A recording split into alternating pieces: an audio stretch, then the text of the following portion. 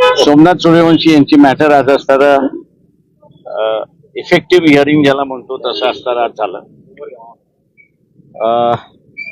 मागच्या दोन जजमेंट्स मध्ये सरकारचे जी आर होते ते कोर्टाने अमान्य केले होते आणि 12 जूनचं जजमेंट जे देण्यात आलं होतं त्याच्यामध्ये एक इंडिकेशन दिलं होतं जजमेंटमध्ये की कोर्ट स्वतःहूनच या रूल्स फ्रेम करतील अशी असणारी परिस्थिती आहे.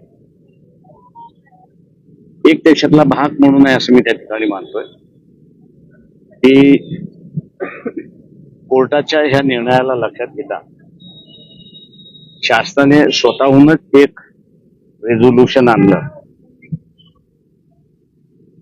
ज्याला म्हणता येईल की ते असं म्हणतात आहेत की कायदा करण्याची गरज नाहीये, रेझोल्युशन वरती चालून जाईल.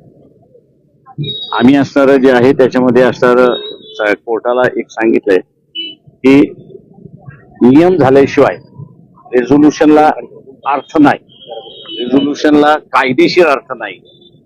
त्याच्यामुळे असणाऱ्या त्या एकाच इश्यूवरती पुढच्या वेळेस कोर्टाने हिअरिंग ठेवलेली आहे आणि पुढच्या वेळेस सोमनाथ सूर्यवंशीची केस कशा पद्धतीने कोर्टाने हँडल करावी यापुढे त्याचे असणारे गाईडलाईन्स कोर्ट त्या ठिकाणी करेल का. कोर्टाला विनंती केली की 2 वर्ष झालेले आणि काही प्रोग्रेस झालेला नाही.